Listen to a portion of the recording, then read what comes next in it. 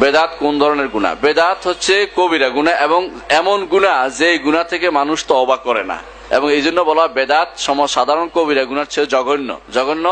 এবং কার একটি বেদাত সেইটাকে সওয়াব মনে করে করছে, সেটা ছাড়বে কেন?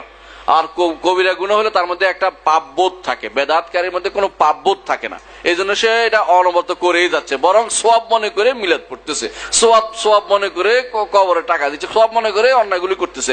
যে নতুন নতুন সালাত বাড়াচ্ছে, সালাত শবে বরাত বলেন, এই জাতীয় শবে মেরাজের সালাত বাড়াচ্ছে, এগুলি বানাচ্ছে সওয়াব মনে করে বাড়াচ্ছে। সুতরাং এগুলি এমন গুনাহ যে নিজেও পথভ্রষ্ট, অন্যকেও পথভ্রষ্ট করছে।